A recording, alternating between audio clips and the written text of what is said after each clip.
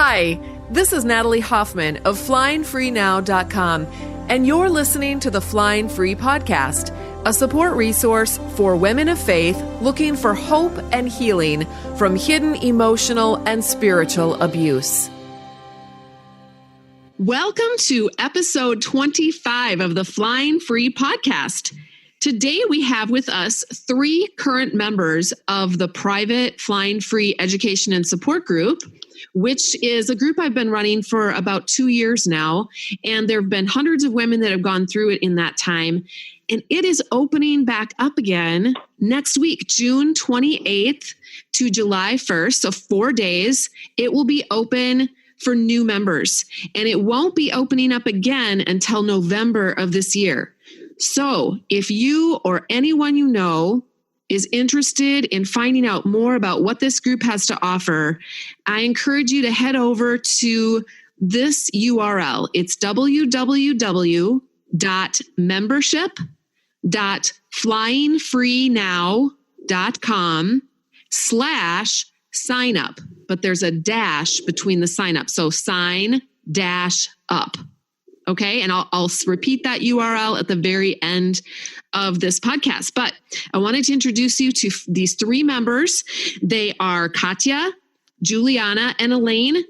And they are going to be sharing some of their personal experiences with Flying Free. Some of them have been with me for all 2 years, and they have a lot of things that they would like to share with you about what their experiences have been in Flying Free. So we're going to start by asking this question, and it's, when did you join Flying Free and why? And what were you needing at the time that you joined? So let's start with Katya. Hello, Katya. Hi. Thank you for being on the Flying Free Podcast. Thank you for having me. So I joined December 30th of 2018 to be exact. And I joined because I was dying. I had left my abuser just 9 months before that. And in those 9 months had also ended up losing my church and most of my friends. So I was in a really dark place, completely hopeless. I was isolated, lonely, heartbroken, confused, with no one in my life who I could talk to about any of it. And a therapist 1 hour a week, doesn't really count. I needed community. I was desperate for community. And I had been seeing the emails about the Flying Free membership group for several months at this point, and it sounded amazing, but I just couldn't afford the $20 a month. And then finally on December 30th, I opened another email and decided to read everything about it. And when I finished, I knew that while I couldn't afford to join, at this point, I couldn't afford not to join. So I texted 2 friends who are solid but not local friends. And they had both told me multiple times, let us know if there's anything we can do for you from here. So I did. I told them about the extremely dark place I was in and asked if they might be willing to sponsor me for a couple of months. Anyhow, I told them to take their time and talk with their husbands, that there was no rush to get back to me. It's hard enough to ask for help, and I wasn't going to demand an immediate answer. Within 6 minutes, they had both replied saying, of course, we're going to do this for you. We're going to cover a year total. They each talk to each other. We're each going to take 6 months. If you still need it beyond that, we will cover this for you for as long as you need. And I signed up that very night. So That is why and how I joined. That is fabulous. And that's a really good thing that I want to draw attention to, actually, that you're not the only one who has someone sponsoring them in the group. And there's a way now where someone can actually, or a few different people can come in together and get a whole year's worth of a membership for someone.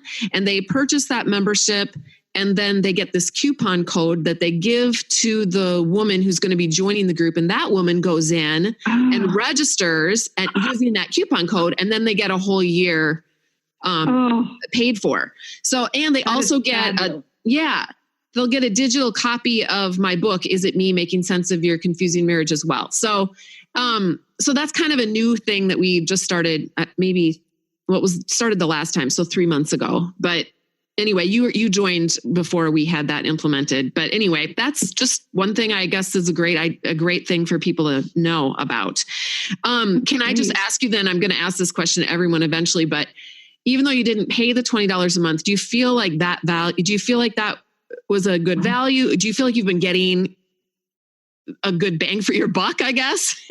Oh, Lord. I would say it paid for itself in the first 24 hours. And I'm not even kidding. I mean, truly, I was 3 days in and I was like sold. It was just any one of the expert workshops, I think, is worth $20. You know, the resources that you write and compile and provide are definitely worth $20. And then the community, it really is, to use a cliche, it's just priceless. So yes, you get so much bang for your buck or your friend's buck. Okay. We're going to keep going with you just a little bit. Okay. Since we'll just kind of, I wasn't sure how we were going to do it. If I was going to have the different ladies chime in with the same answers, with the same question, but let's just keep going with you. What was your first impression of Flying Free when you first joined the group? I guess you've kind of covered that, but is there anything else that you'd want to add? Yes, actually. So, I think I've told you before, maybe I told you at the retreat, but anyhow, I'm pretty skeptical by nature. Like I can read 100 glowing reviews of something and still think, well, okay, it can't be that great. And the skepticism totally carried over to Flying Free reviews. I'm reading all of these. Flying Free has changed my life. It saved my life. I can't imagine where I'd be without it. All of these. And I'm like, all right, too many 5 stars. And I get some red flags shooting up. Right. So after reading all the information, it's not that the membership didn't sound wonderful. I was still interested in joining, but I was like, come on, these reviews are just a little over the top. And I kid you not, 2 days after joining, I was ready to write my own review. Oh my goodness, this group really did save my life. It was that amazing. This was a place where I wasn't out of place. It was a place I didn't have to constantly explain myself and justify my decisions. I keep thinking about something that Brene Brown says. She says, belonging is the opposite of fitting in. And all it took was 10 minutes in the secret Facebook group to make me realize that I didn't have to try to fit in here. I was welcomed just as I was. And it was after a decade of trying to fit in and convince everyone on the outside world that all was well, even though I was dying, here I was surrounded by dozens of women who despised the act of fitting in as much as I did. And so this was a place where I could belong. So yes, my first impressions were, oh my goodness, I'm home. Yeah.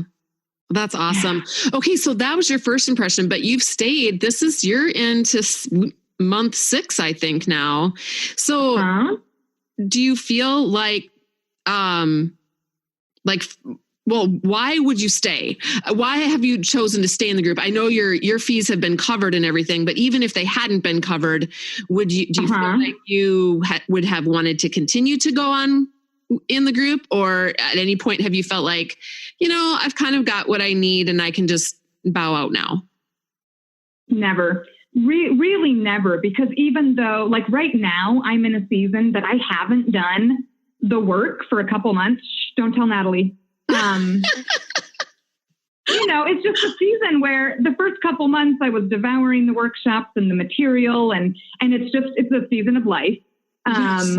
But that'll all still be there when things settle down a little and I can do it at my own pace. Yeah. But the community, the kindness and compassion, there's such a gentle love in these groups. There's not condemnation or judgment or even that much advice.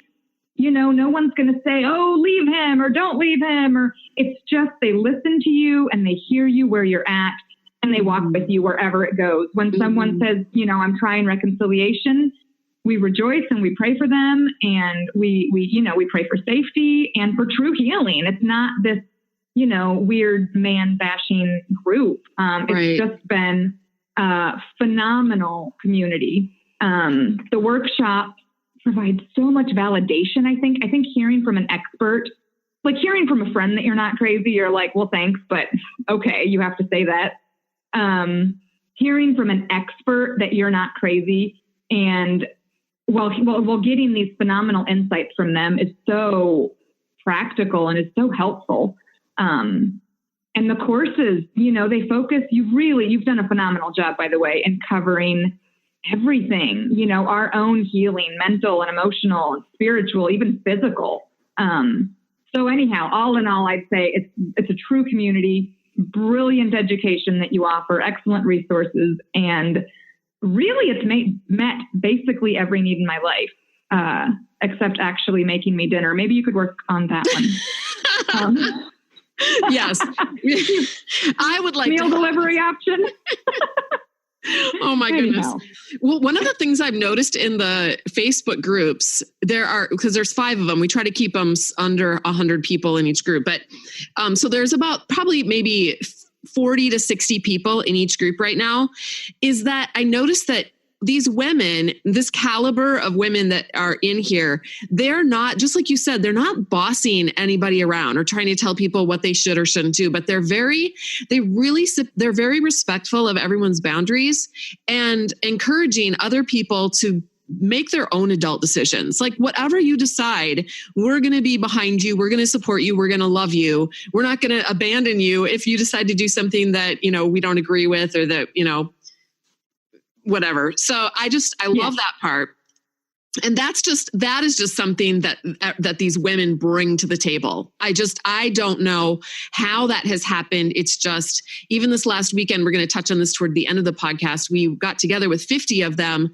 That just the caliber of women that are in this group is incredible. I feel so blessed, and I feel like this is a family of very, very safe people. So I've just been excited about that. I was going to say too, one of the things you brought up as far as just, you haven't been able to do the homework, but I just want to encourage you though. And this is the grace I give to my own life. You're right. You can't always do all of the homework, but even if you get this lesson every 3 days, and even if some people have just told me, I just read through the lessons. That's all I have time to do. I can't do the journaling. Yes. I can't always watch the videos, but I read the lessons, and it's like a shot of adrenaline that keeps me going for the next 3 days. So that I just want to encourage you that is the bare minimum that you could do, and it's super easy. And so you're still getting value for your time, the money that you're investing, just by even reading the emails and maybe watching the expert workshop that comes out that month. And then, absolutely. And then getting into that Facebook group and interacting with people when you need to. So, all right. Well, thank you so much, Katya. We'll come back to you. Elaine, thank you for joining us, and welcome. Thank you so much. It's awesome to be here. I'm gonna ask that original question again, since we probably all forgot what it was. So the original question was, when did you join Flying Free, and why? And what did you feel like you needed the most at the time? Okay, yeah. I came in really right at the beginning because I had actually found some of your posts right before you formed Flying Free, when you were writing some posts for a different website. Okay. So I read a couple of those, and I knew right then, I'm like, oh my goodness, I'm not reading this kind of thing anywhere else. So I was thirsty for information at that point in my relationship. I was in the fog and the confusion. I was starting to wake up to the fact that things were very definitely not all right in my marriage, but I couldn't totally explain what. And I was turning to other resources, more traditional marriage books and things out there on the shelf. And I was walking away with more shame, guilt, and confusion, honestly. And when I read some of the things that you posted, it was fresh, clear water, honestly. And so that's what happened. That's how I found that. And that's probably the biggest thing that drew me. I like to think things and know things first, and I tend to feel things later. So my brain was just thirsty for truth, and things to help me sort out the confusion, basically. So, yeah. So when you first joined Flying Free, you were part of the very first group. I called you guys my guinea pigs because I didn't know what I was doing really. I was just kind of flying by the seat of my pants, but you guys were so gracious. And so what was your first impression though, when you first joined? When I first joined and it was the full deal. My first impression was I'm not alone. Because I felt so isolated in my journey, a little bit like what Katya was saying. My church had kicked me out. In my case, my family turned their backs on me. They actually ended up siding with my ex. And a lot of my friends that I had formed throughout life and marriage were our couple friends and all that. So I really ended up very, very alone. And I didn't know anyone else going through what I was going through in the same way. So I couldn't call, I couldn't ask. So all of a sudden in Flying Free, I wasn't alone. There were so many stories, and I could really resonate with most of them. And I could ask really honest questions and get honest, vulnerable answers. So that was the biggest thing for me at first was I'm not here by myself. Right. So, did you feel like the value of back then I wasn't charging $20. I was charging $15 since you guys were my guinea pigs, but did you feel like the program was worth that $15 a month fee? Yeah, completely. Because, just thinking about it from a just strictly money perspective, if you're, like the street value of all the different materials, if you were out buying books and coursework and podcasts and all that individually from lots of different sources, that adds up really quickly. And anyone who's been out there doing therapy and paying for individual sessions and coaching knows that you can get into hundreds of dollars really easily. So this is an amazing value, really amazing. Especially with the different forms of media, I guess. So there's something for everybody's learning style and the way that you want to engage, which is really perfect. So completely worth everything. Good. Let's see. So you've been in this group though for 2 full years now, and you are still going strong. I am. Why? I would say because the longer I was in it, the richer the online community experience became for me. And at one point, even like towards, I'd say probably a few months in, I even toyed with the idea of quitting because I almost felt there was so much content to offer. I almost felt overwhelmed because I'm one of those kind of OCD perfectionists, do everything right and in order. And I wasn't finishing the different course things and all that. And I'm like, maybe I'm just not able to really take advantage of this right now. And I learned differently because I approached it differently later. But the one thing that kept me in was the relationships and the community. And then, of course, as time went on and I took a deep breath and I began to heal, I understood that I don't have to finish everything. It's all there.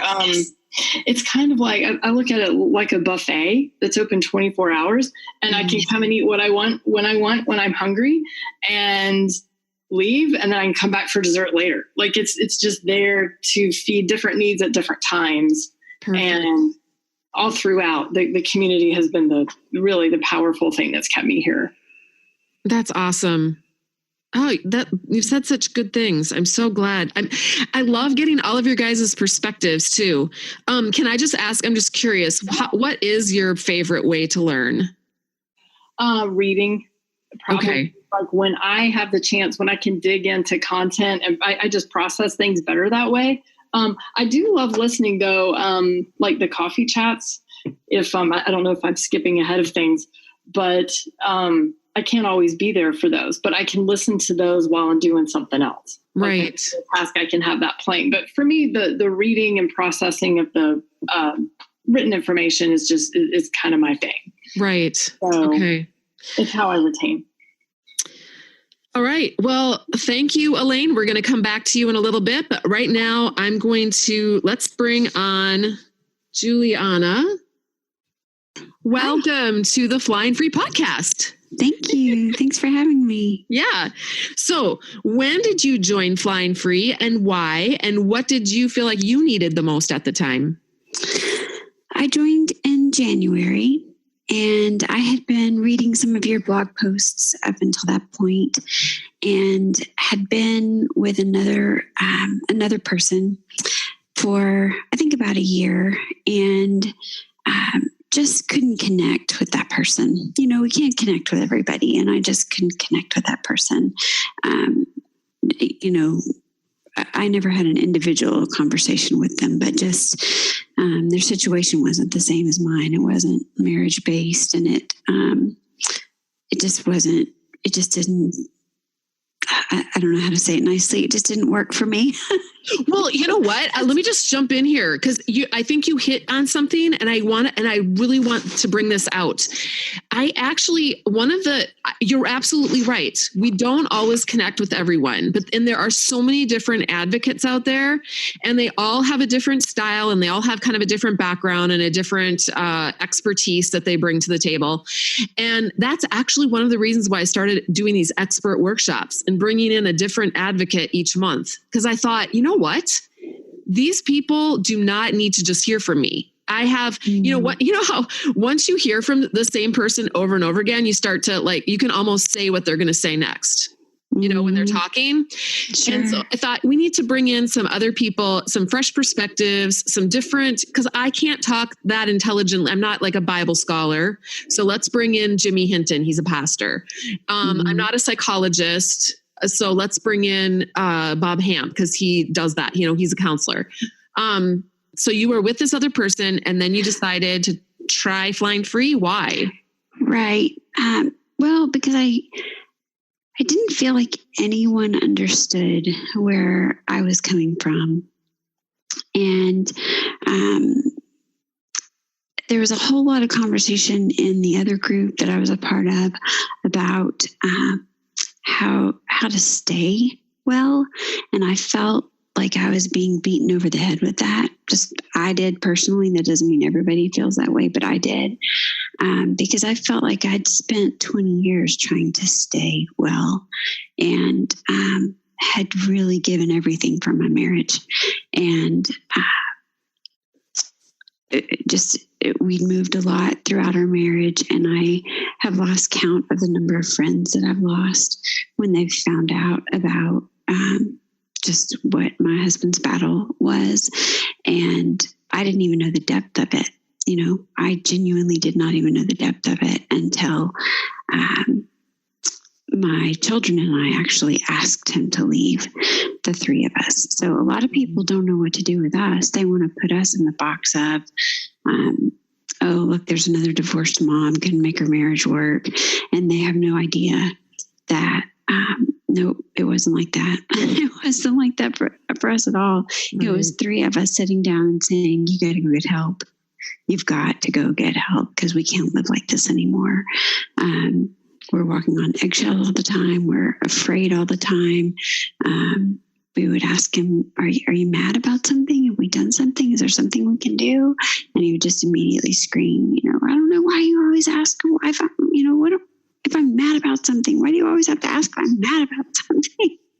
I just think that's so funny now. On this side of it, I just think, well, you're yelling and you're really acting like you're mad. So I don't know. I'm thinking we were probably pretty dead on. But it was like just gaslighting, right? I know. Yeah, exactly. And so I think for me, just a big part of what's been helpful has been the resources that you've pointed us to. I love to learn, but when you're in the middle of a storm, you don't have a lot of time to sit down and just soak in tons of resources, unless that's like your number one strength, right? Is learning. And that's all that you care about. And that's not my number one strength. And so I'm not going to sit down and read hundreds and hundreds of books when I'm just trying to keep the pieces together. And that's really what was going on for me. And so it's been a real value to me because you've done that for us. You've read so many of those books, and you've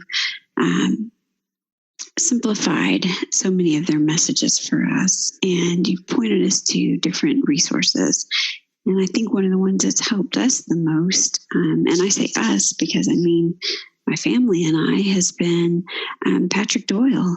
Just nailed it on the head with just that the narcissist justifies and minimizes and what is it? Justify, minimize, rationalize, gaslight, deny, right?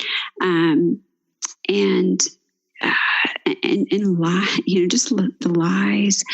And just here where I live in a part of the country where in so many people's minds, forgiveness means reconciliation.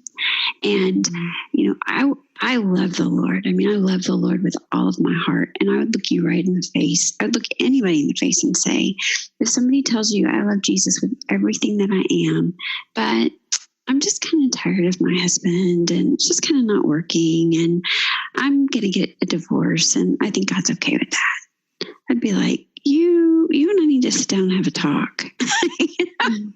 Because no, that's not justification for divorce, but that's not what we're talking about. That's not what any of the women in the group have experienced. It's not like, we got tired of, I don't know, we got tired of how their feet smelled. And so we decided we were done. That's not been it at all.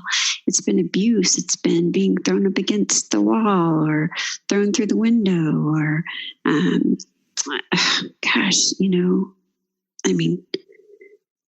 mean, some things that are just hard to even speak, they hurt so bad,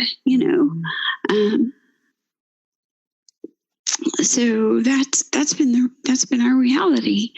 And still the best the church has for us is, well, you must have a problem with forgiveness. No, I don't have a problem with forgiveness. I've been doing it for 20 years. I don't have a problem with it. Right. I keep getting an opportunity. I might be the best forgiver I know. Right. Because I just keep getting opportunity after opportunity after opportunity. Exactly. But it doesn't mean that I'm signing back up. And somebody said something to me about it recently, and it took all I could to say it as graciously as I could to this person. But I said, let me ask you a question. I said, okay. And I said, so somebody breaks into your house and rapes your daughter in the middle of the night. And they go and they spend, 6 months in jail or 6 years in jail or however long, right? And then you hear that they're out on bond, or not on bond, on parole. They're out on parole. Are you going to have them over for Thanksgiving dinner? Because that's the Christian thing to do. Right. Yep. And that's what you're asking me to do. Yep, exactly. That is exactly what you're asking me to do. They're asking you to sleep with this person. Yeah. Who, we won't go into all the things that this person's been accused of by other people because it would just curl your hair. And and I'm supposed to sleep with this person. I'm supposed to have this person around my children. No. Mm-hmm. And the camaraderie, just to know that other women, I mean, it stinks to say the camaraderie, quite frankly. On one hand, it's wonderful. And on the other, you go, I wish there wasn't any, I wish nobody had to go through what I've had to go through, because that's just heartbreaking. But I guess when you're at a place, I know Katya said something about being at a place where she just felt like there was no hope. And I think we've all been there. I think that's just the reality, that we've all been there, and our abusers like to try to keep us there. Mine had the audacity to let me know that I couldn't live without his money. And I just thought, you know what, you're not my provider. You've never been my provider. The same God that made water come from a rock has been my provider, not you. Mm-hmm. And thank God he still works through donkeys, that you have been able to provide. But you're not my provider. God is. And I think that is just, it still doesn't take away the fact that it has gotten lonely at times and it gets scary at times. And to know that we can at any point get on the Facebook group and say, hey, sisters, I just need somebody to pray for me right now. And we don't even have to go into detail. Like sometimes we just can't. It hurts too bad, or the details run too deep. And I don't know. For me, sometimes I don't want to go into them all because I think we're all living our own hell. Excuse my French, but we are. And so I don't want to go into the details. I just want to be able to say, "Would you pray? Would you pray?" Because it feels hopeless today. And sometimes it's been that hard, but to just know that we have this group and the truth and the resources, it's been phenomenal. So I just can't thank you enough, from the butterfly stories and hearing the hope of other women to, just the countless resources that you've given us. I just can't thank you enough. So you mentioned the butterfly stories. Tell the listeners what butterfly stories are. Okay. The butterfly stories are, they come out once a month, and they're stories of other women that have gotten free, that they have their divorces are final and they're free from their abusers. And they're called butterfly stories because it really is kind of like being in a cocoon. Being very, very isolated and very much in a cocoon when you're in these abusive situations. And then when you get out of them, you just get to blossom, Yeah. And that's what I see in a lot of these women that have shared their butterfly stories, is that they have blossomed and that there is hope. I'm going to bring back on Katya. Okay, Katya. We've been talking about the different parts of Flying Free, like the courses, the expert workshops. We've talked about the butterfly stories and the Facebook group. Can you tell us a little bit about the live Q&As? And have you had a chance to listen to any of those or participate in any of those? I have. I've actually been able to do those a little bit more than the coffee chat. Okay, perfect. One thing I love about the live Q&As is that I can listen. Like my kids are usually dropped off right after, like right during these sessions, these live events. And so the coffee chats, I can't kind of be listening in or watching at the same time as I'm getting them dinner and stuff. But the Q&As, I can just call in and have one earbud in so I can still hear them, still be available. And it's a really great, I'm an auditory learner, highly auditory. So I love just listening. I love when someone asks a question and I'm like, oh yeah, I definitely would have had that question if I had thought about it too. So to me, it's a great way to kind of get some of the content that either needs clarified from some of the courses or just life stuff. You cover so much life stuff. I have asked some questions that sort of made me blush when I asked them. Can I say that? And then you tackled them like with such grace, and everyone interacting was like, oh yes, we've been dying to ask that. But so anyhow, to me, they've been a fantastic way to hear from you a little bit more personally. We hear from other people in expert workshops, but I really love the Q&As. I think I was surprised by how much I've gotten out of them and how much I've appreciated them. Yeah. Okay. Thank you. This last weekend, we got together with 50 of the women and you were there. Can you tell us a little bit about, maybe you can tell us, well, I'll just say, this woman read some beautiful poetry to our group, and it was a huge blessing to us. Why don't you tell us a little bit about, why don't you share a highlight from the weekend? What was it like for you to meet all these people that you have talked to online, but maybe haven't seen face to face? Mm-hmm. So you had shared these questions with us. So I've been thinking about it. And honestly, my highlight of the week was that there was zero small talk. Like there was just no need for it. You know, we just went straight to the good stuff. There was no, oh, cute shoes, or where'd you get that purse? Or there was just none of that. Like our icebreakers were, so how long have you been out? And have you lost your church yet? And, you know, not that absolutely everybody has lost their church, but you just got straight. I like real deep intimacy. With people, with friends, with community. And we just got to skip over all the surface stuff. Not that it's bad, but there's, you know, we had 2 days and I'm not going to waste 48 precious hours talking about shoes. Right.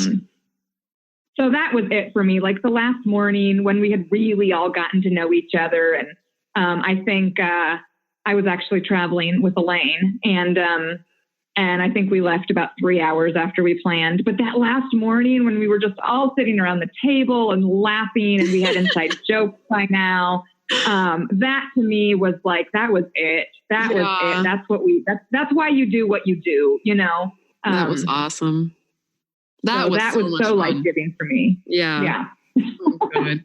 It was great to meet all three of you guys there. It was just absolutely phenomenal. It was a reset button for me. I've been feeling kind of depressed lately, just discouraged by all the bad stuff. And just being with all of you guys I have not felt one bit depressed this week. My circumstances are exactly the same, but I just feel so much happier and just more hopeful, I think.